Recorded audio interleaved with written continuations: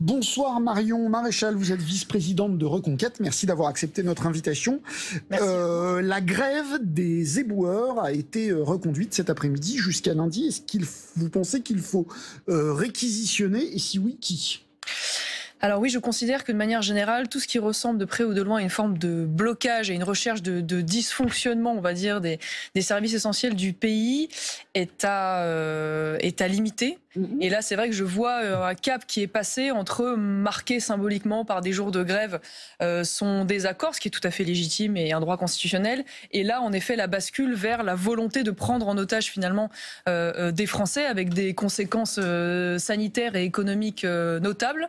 Et c'est vrai que donc de ce point de vue-là, si la chose est amenée à durer, ça ne me choquerait pas parce que c'est quand même un secteur évidemment très important dans le quotidien des Français, qu'il puisse y avoir des réquisitions, même si on n'en est pas là. La grève, c'est marqué symboliquement. Si la grève, c'était que des symboles, ça servirait jamais à rien. La grève, c'est pas fait pour marquer symboliquement. Oui, mais la grève, c'est pas non plus fait pour faire des blocages. La grève, c'est pas fait pour mettre l'économie à genoux. C'est pas fait pour faire en sorte que, parce que c'est les premières victimes, des petites entreprises ou des petits artisans se retrouvent en l'occurrence en grande difficulté économique après le Covid, après la guerre en Ukraine, avec les prix de l'énergie que nous connaissons, parce que une partie de la population a décidé qu'il fallait verrouiller des secteurs stratégiques, qu'il s'agisse des transports ou du carburant, ou en l'occurrence du ramassage des poubelles. Donc non, moi je suis pas en phase avec ça, et je pense que vu la fragilité aujourd'hui d'une grande partie de notre économie, c'est irresponsable que d'utiliser ce genre de choses. Et une fois de plus, c'est pas Elisabeth Borne que ça va mettre en difficulté. Les premières victimes, ça va être en réalité les petites entreprises et les petits artisans. Et les restaurateurs, comme on l'a entendu tout à l'heure. Tout à fait. Parce que donc il y a la réquisition, il y a éventuellement le service minimum. Vous, au pouvoir, est-ce que vous êtes pour l'instauration d'un service minimum plus strict que celui que Nicolas Sarkozy a mis en place, par exemple dans les transports ou pour le ramassage des ordures ? Nicolas Sarkozy, en réalité, n'a pas mis de véritable service minimum. Il a mis un devoir d'information. Voilà, pour que les gens puissent anticiper. Reconquête au pouvoir, moi, service minimum. Je trouve, en tout cas c'est mon avis personnel, qu'il serait normal qu'il y ait en effet un service minimum, parce que c'est le rôle de l'État d'assurer une continuité des services publics qui sont une fois de plus essentiels pour les travailleurs et les entreprises dans notre pays. C'est pas une limitation du droit de grève ? Trop souvent le cas. Ça sera pas une limitation du droit de grève ? Une fois de plus, le droit de grève, ça n'est pas le droit de bloquer l'économie, de mettre des entreprises en faillite et d'empêcher les gens de travailler. Parce que vous savez, il y a plusieurs droits qui s'opposent. Si le droit de grève est un droit de gêner personne, c'est un droit qui ne sert à rien. Le droit de circulation, le droit de travailler, c'est aussi des droits fondamentaux, voilà, qui doivent être mis en balance avec en effet le droit de grève. Le tout, c'est qu'il y ait un équilibre et qu'il n'y ait pas de disproportion dans cet usage. Et je pense que le rôle du politique, c'est d'éviter, enfin plutôt de faire en sorte que tous ces droits puissent cohabiter harmonieusement et que les droits des uns n'empiètent pas trop sur les droits des autres. D'éventuels députés Reconquête, il n'y en a pas, mais s'il y en avait eu, est-ce qu'ils auraient voté pour la réforme des retraites ?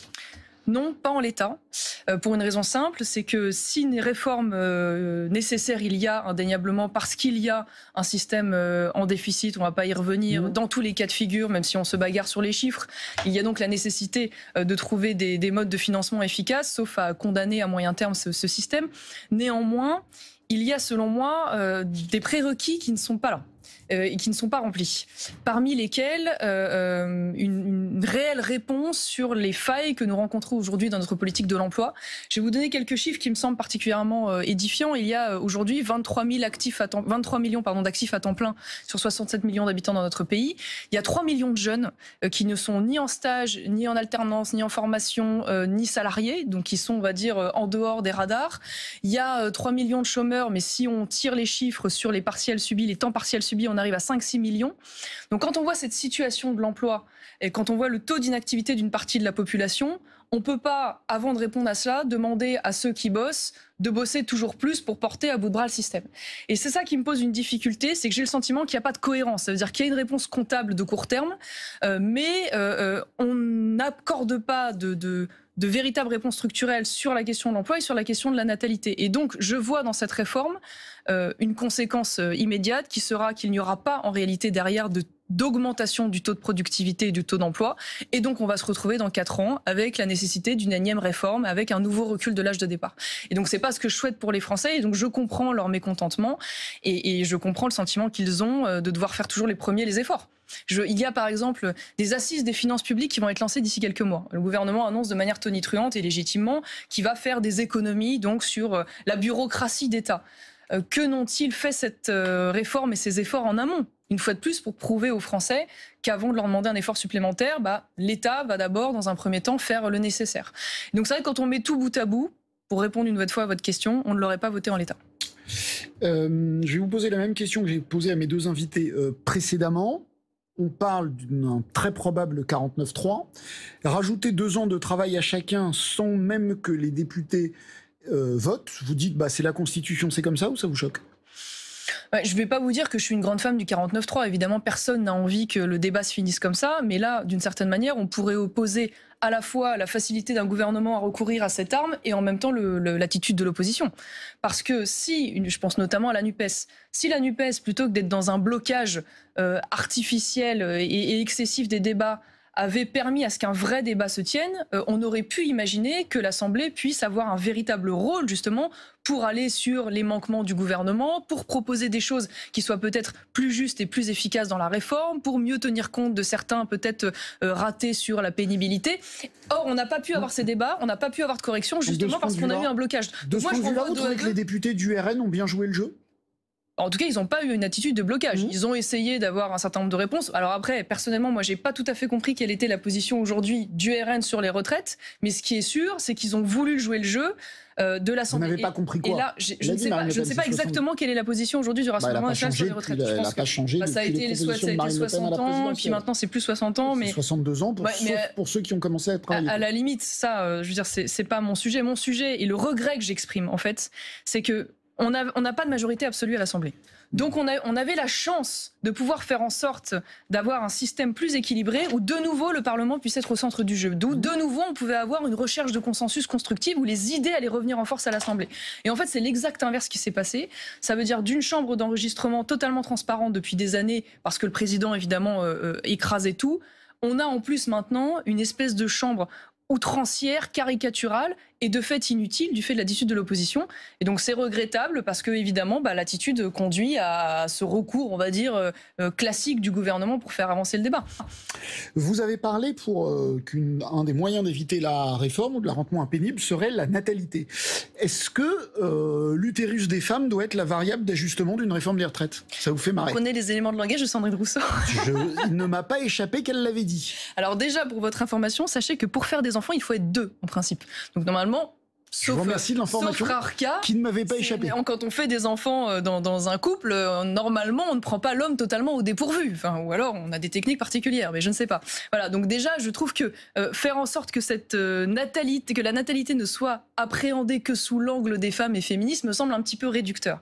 Maintenant, il ne s'agit pas que les choses soient dites, puisque ça ne semble pas évident pour tout le monde. Il ne vous a pas échappé non plus, comme vous dites, que ce sont quand même les femmes qui les portent. Oui, ça ne m'aura pas échappé, étant moi-même passé par là. En revanche, ce qu'il faut quand même préciser, qui me paraît être une évidence, mais semble-t-il que tout le monde ne l'a pas compris, il ne s'agit pas d'obliger les femmes à faire des enfants. Il s'agit de faire en sorte que les couples et les femmes qui souhaitent faire davantage d'enfants, parce qu'il y en a en France, ils soient encouragés, accompagnés, facilités, notamment par une politique familiale qui soit plus protectrice. Voilà. Et quand on remet par exemple en cause l'allocation de l'universalité des allocations familiales, c'est un coût qui est donné à la possibilité pour des couples de faire des enfants. Fait François Hollande. Voilà, notamment. Pour augmenter le nombre de cotisants, il y a une autre solution, c'est l'immigration. Par exemple, l'Allemagne y a eu recours. On sait que c'est grâce à l'immigration turque, en particulier, que les Allemands ont une retraite correcte. J'ai lu un papier il n'y a pas longtemps qui disait que les Allemands ne le regrettaient pas du tout. Est-ce que c'est aussi une solution ? Alors, 2 choses. La première chose, c'est qu'il faut déjà regarder un peu l'état du travail auprès des personnes étrangères ou immigrées en France.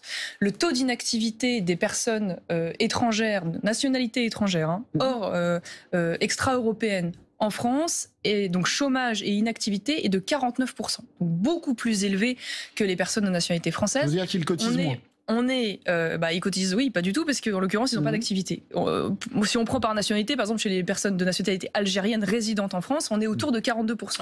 Donc on se rend compte, mais qu'est-ce que je veux vous dire par là ? Non, mais c'est très intéressant. Ça veut dire qu'on a déjà aujourd'hui des personnes étrangères qui sont présentes sur le territoire français, qui ne travaillent pas, qui n'ont pas d'emploi, et au lieu déjà de commencer à faire en sorte qu'on puisse répondre à cette inactivité, on va importer de nouveaux travailleurs dont on sait qu'une grande partie, pour des raisons d'inaptitude à s'intégrer sur le marché du travail, de réponses. Alors après, personnellement, moi, j'ai pas tout à fait compris quelle était la position aujourd'hui du RN sur les retraites natalité, que la natalité ne soit... On a en plus maintenant une espèce de chambre outrancière, caricaturale et de fait inutile du fait de l'attitude de l'opposition.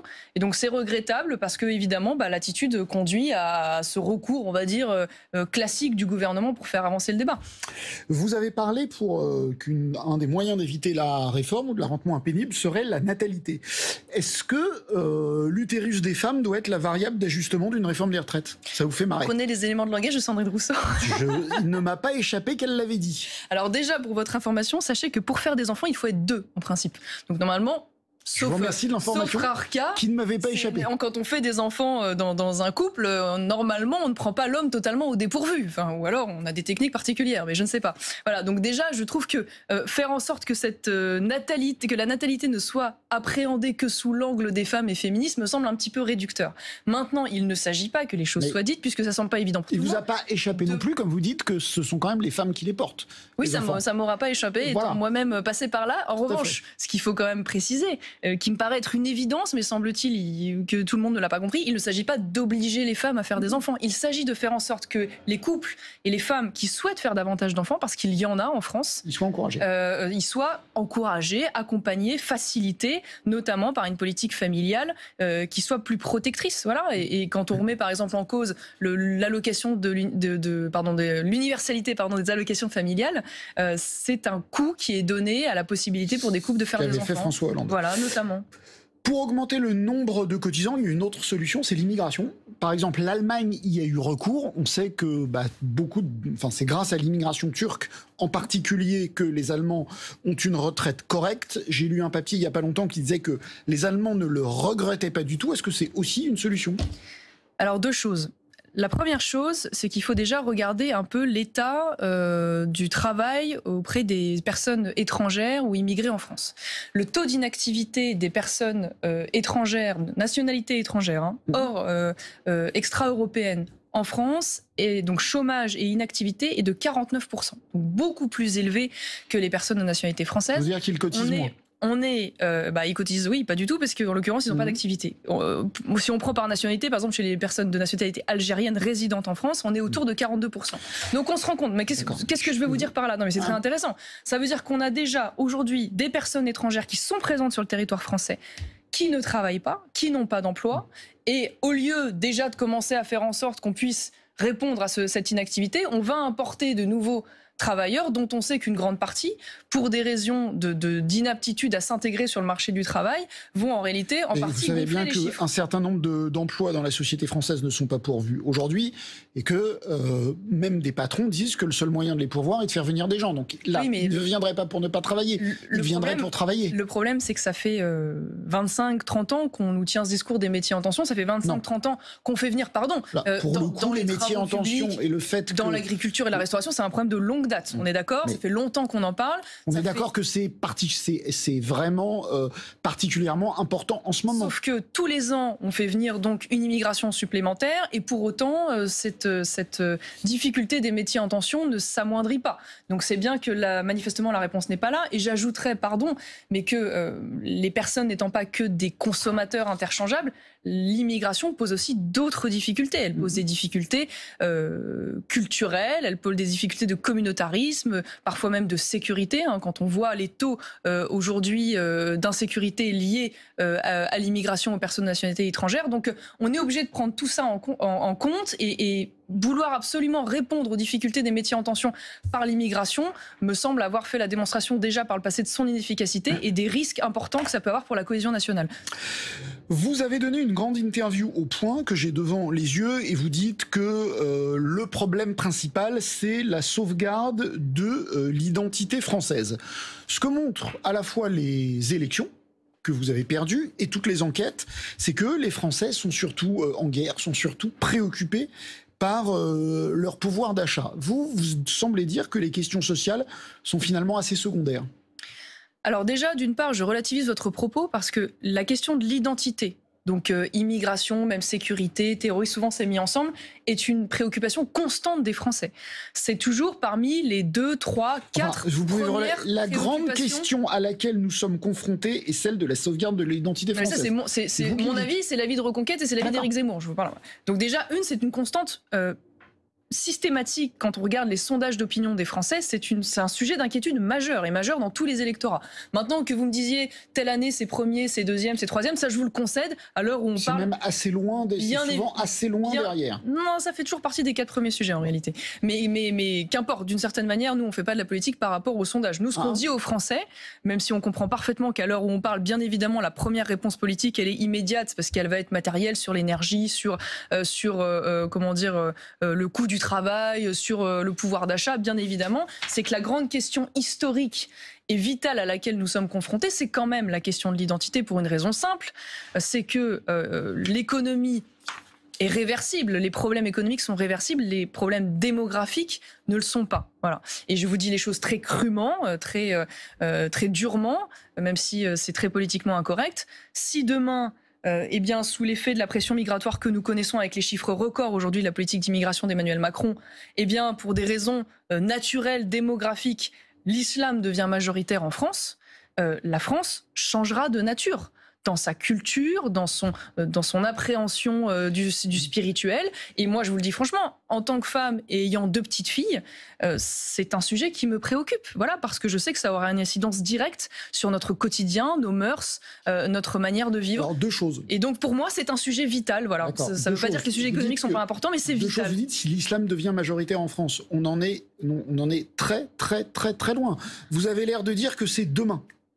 Ah, je dis que c'est après-demain, oui. Je dis que c'est après-demain parce qu'on en tient une trajectoire. Non, mais je vous donne des chiffres très précis. D'ailleurs, je ne suis pas la seule à le penser parce que, vous savez, il y a eu il est passé relativement à l'as, comme on dit vulgairement, mais il y a un sondage très intéressant qui a été fait par Harris il y a à peu près 1 an et demi, 2 ans, et qui posait la question aux Français de savoir s'ils considéraient qu'il y avait un grand remplacement en France. Mais ça, c'est ce que considèrent les Français et la réalité, c'est pas la même chose. Pardon, excusez-moi de vous dire que c'est pas donc moi toute seule dans ma chambre. Il y a aujourd'hui... Quand vous dites que l'islam va devenir majoritaire en France, il y a quoi? Il y a 6 millions. Je vais vous répondre. 6 Français sur 10 qui sont aujourd'hui, qui considèrent qu'il y a un grand remplacement en France. Il y a aujourd'hui 30% des naissances qui sont d'origine extra-européenne dans notre pays. Il y a, vous l'avez dit, les chiffres fluctuent entre 6 millions, 8 millions de musulmans. Et on est dans notre on est combien? Dans notre pays. On est 70 millions. On est 67 millions, tout à fait. Ouais. Mais donc ça fait 10%. Pardonnez-moi. Donc entre 10% et majoritaire, il va se passer. Et pardonnez-moi quand même de vous dire aujourd'hui que il y a 10 ans, il n'y avait pas d'offensive islamique à l'école. Il y a 10 ans, il n'y avait pas 125 000 excisions dans notre pays. Il y a 10 ans, il n'y avait pas des débats tous les 2 jours pour savoir si on allait avoir des voiles dans les sorties scolaires ou du halal obligatoire à la cantine. Donc vous me dites, c'est pour après-demain, mais enfin les conséquences aujourd'hui de l'islam en France, elles sont déjà très palpables, sans parler de l'islamisme et de son pendant terroriste. Là, je pense que tout le monde l'aura vu. Entre très palpable et majoritaire en France, il y a peut-être une différence. Quand vous voyez que même le nombre de mosquées dans notre pays, en 15 ans, est passé de quasi inexistant à plusieurs milliers de mosquées, c'est tout à fait factuel et concret. Mais quand même, alors donc là, il y avait la question de l'islam majoritaire sur les priorités. J'ai bien lu votre interview. Donc vous dites quand même vraiment aux Français, une famille qui bosse par exemple et qui n'a l'impression de ne pas s'en sortir, vous lui dites finalement nourrir vos enfants, c'est pas très important. Non, mais vous caricaturez. Je caricature pas. Vous dites voilà, les politiques économiques, ça change. C'est pas si grave que ça. Pas du tout. C'est pas du tout ce que je dis. Ce que je dis aux Français, et je pense que beaucoup d'ailleurs l'ont entendu, contrairement à ce que vous dites, parce que vous semblez dire oui, vous avez perdu l'élection, évidemment, et vous avez raison, mais enfin, Éric Zemmour est arrivé quand même 4e force politique. Ça ne s'est jamais vu d'avoir une aventure aussi spectaculaire en si peu de temps sur des mois aussi réduits. Donc déjà, il semble qu'Emmanuel Macron avait fait mieux. Oui, mais pour quelqu'un qui arrivait... partait pas tout à fait du même point de départ. Il était un homme politique, il était même ministre. Et il a eu toute la machine du Parti socialiste. Enfin, on va pas refaire l'histoire derrière lui. C'est pas tout à fait la même. Mauvaise foi. C'est pas tout. Ah non, c'est factuel, c'est factuel.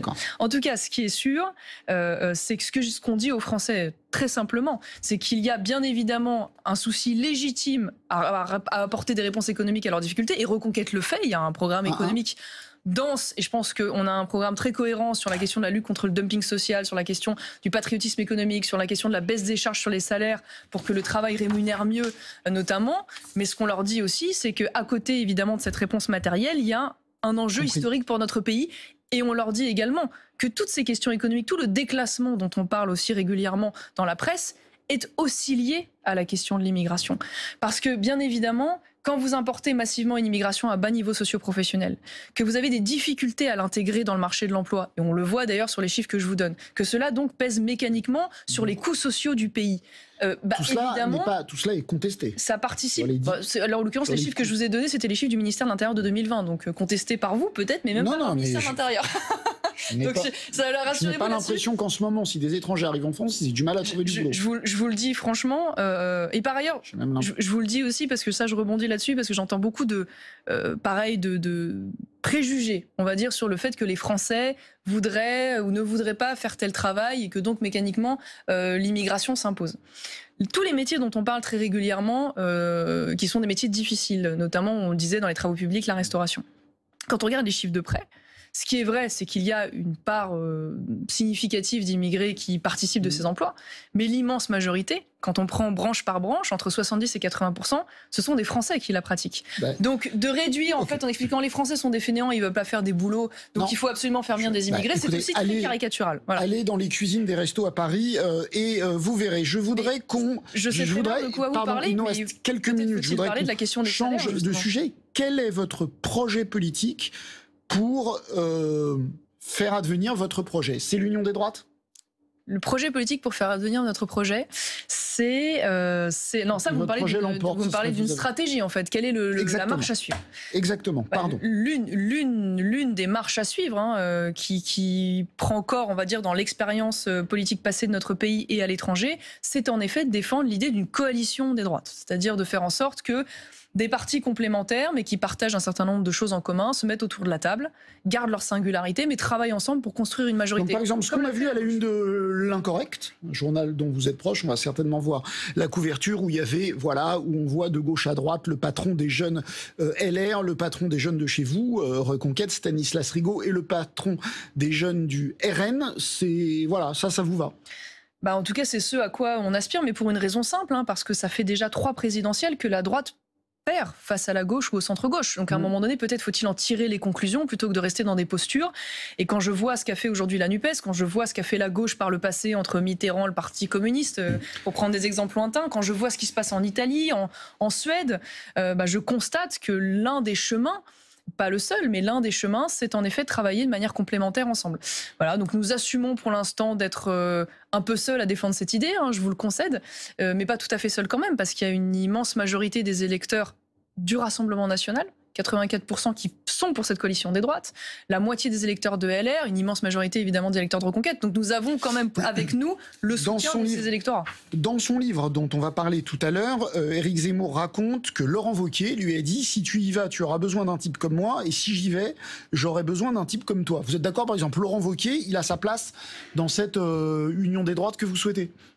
Alors, il aurait dû avoir sa place, mais maintenant, j'ai cru comprendre, d'après des confidences volées un peu à Laurent Wauquiez dans l'opinion, que manifestement, aujourd'hui, sa stratégie, c'était d'être l'héritier de la post-Macronie, et donc de se recentrer vers le centre, justement, et en abandonnant finalement ce qu'il considère maintenant comme une impasse qui serait celle d'une vraie droite. Donc, je crains que Laurent Wauquiez ne soit pas au rendez-vous des convictions, mais il nous fasse une fois de plus une belle démonstration de la compromission dont les LR sont quand même de parfaits exemples. Vous avez changé sur lui parce qu'à un moment, on a l'impression que vous étiez plutôt... il faisait partie des gens... Si je m'en tiens au discours qu'il a tenu jusqu'ici, volontiers, en effet, pour se mettre autour de la table. Le problème, c'est que si je m'en tiens une fois de plus à ce que j'ai entendu, je crains que les électeurs LR ne soient une fois de plus déçus. Et je vais vous dire ce qui me met la puce quand même à l'oreille, c'est l'organigramme des Républicains. Pour ceux qui ont envie d'un peu... parler de ça, je parlais de Laurent Wauquiez. Oui, mais c'est très intéressant parce que derrière l'organigramme des Républicains, qui est aujourd'hui fait par Éric Ciotti, donc tout le monde sait qu'il est le soutien de Laurent Wauquiez. Vous n'allez pas me dire que Laurent Wauquiez n'a pas quand même eu un droit de regard sur ce qui s'est fait. Vous dites il y a à la fois des proches d'Emmanuel Macron. Oui, mais c'est très intéressant. Ça veut dire comment vous voulez aujourd'hui construire une ligne claire quand vous avez au sein du même organigramme des gens qui en effet sont proches de Macron, des gens qui sont proches de la ligne centriste de Pradier, des gens qui sont censés être de la vraie droite avec Ciotti. Tout ça quand même est un espèce de conglomérat qui ressemble plus à un syndicat de défense d'élus locaux que véritablement un parti de gouvernement qui veut prendre le pouvoir. Le livre d'Éric Zemmour qui s'appelle « J'ai pas dit mon dernier mot », une sorte de programme, sort le 19 mars. il y parle ainsi de Marine Le Pen. Marine Le Pen a tant subi la marginalisation, la caricature, la vie de paria, le rejet dès l'enfance, autant de choses que je n'ai pas connues, que pour se faire adouber, elle est prête à tout, à tous les reniements, à toutes les apostasies. Est-ce que vous partagez ce jugement sur votre tante? Alors déjà, je suis un peu mal à l'aise à l'idée de commenter comme ça, parce que pour tout vous dire, je n'ai pas eu le livre entre les mains, donc je ne l'ai pas lu. La phrase était dans la presse aujourd'hui, et cette phrase n'est pas contestée. Elle est dans le bouquin. J'ai cru comprendre que le passage sur Marine Le Pen était beaucoup plus long. Et qui d'ailleurs, il dresse un portrait beaucoup plus large et nuancé que cette phrase-là. Ok, non, mais c'est important. Dont acte. En revanche, ce qu'il relève. Mais quand il dit elle est prête à tout pour se faire adouber, elle est prête à tout. C'est votre tante, vous la connaissez très bien. Est-ce que vous êtes d'accord? Ce que je relève, pour m'en tenir une fois de plus, c'est la question politique de fond, parce que c'est pas une question de personne et pour des raisons qui vous sembler évidentes en ce qui me concerne. Donc je n'attaque pas la personne. En ce qui concerne la ligne, ce qui est vrai et ce qu'il relève, c'est qu'il y a eu des embardées idéologique de la part du Rassemblement depuis des années sur un certain nombre de sujets. Je le sais d'autant plus que je suis aussi partie en 2017, donc il y a maintenant un petit moment, parce que je ne me reconnaissais pas dans la ligne de l'époque et je considérais qu'il y avait des choses qui n'étaient pas cohérentes. Et c'est vrai que quand vous prenez les sujets un à un, on parlait de la retraite tout à l'heure, on pourrait parler de l'Union européenne, on pourrait même d'ailleurs parler du programme sur l'immigration. C'est vrai qu'il y a des changements importants et un refus de plus en plus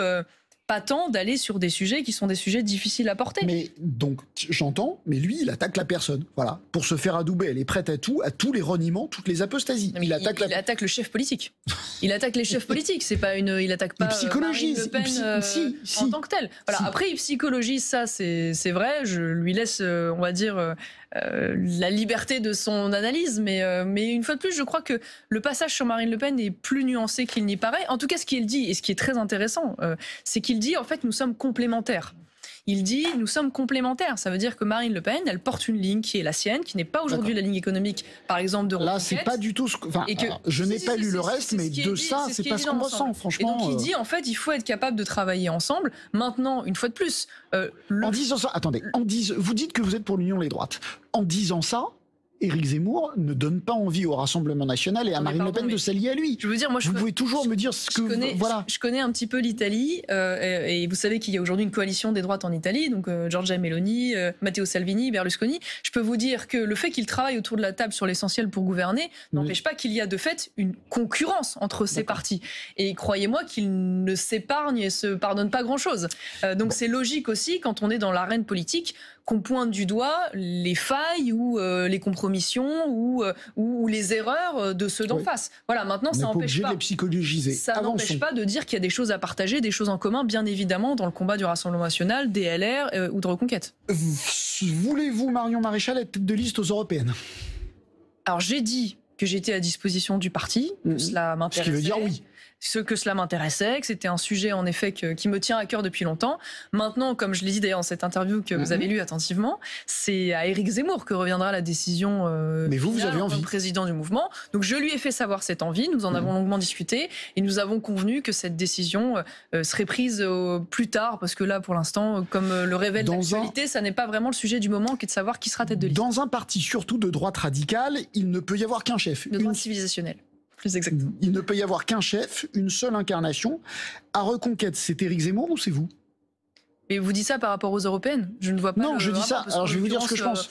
Je pense que la concurrence. Je vais vous dire très exactement ce que je pense. Je pense que la concurrence, il n'y a qu'une incarnation en politique. C'est Marine Le Pen au Rassemblement national, c'est Emmanuel Macron à Reconquête, c'est Jean-Luc Mélenchon à la France insoumise.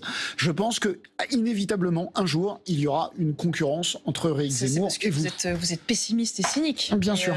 Vous savez, en l'occurrence, aujourd'hui le président du parti c'est Éric Zemmour. Personne ne lui remet en cause ce titre et cette fonction. C'est lui qui porte la ligne et l'incarnation. Maintenant, quelle que soit la tête de liste aux européennes, ça ne veut pas dire qu'il y a concurrence. Regardez ce qui s'est passé par le passé dans les différents partis. Les têtes de liste aux européennes n'étaient pas nécessairement... Vous ne dites pas que vous seriez une meilleure candidate à l'élection présidentielle que lui, par exemple? Non, mais vous pensez déjà à 2027 parce que vous êtes un visionnaire qui voyait le lien. Mais vous savez, moi, je travaille au jour le jour et ce que j'essaye de faire aujourd'hui dans un mouvement, avant même de penser à 2027, c'est déjà de faire en sorte, avec Guillaume Pelletier, avec Nicolas Bay, avec Éric Zemmour, de construire un jeune parti. On est dans une année de construction et de consolidation. Et croyez-moi, il y a du travail, ça c'est le moins qu'on puisse dire, mais il y a aussi des perspectives encourageantes. Et j'ai envie de vous dire, la personne qui portera ce combat, c'est accessoire à côté déjà de l'installation de cette ligne et de la construction de cet espace politique. Merci beaucoup Marion Maréchal d'avoir accepté notre invitation.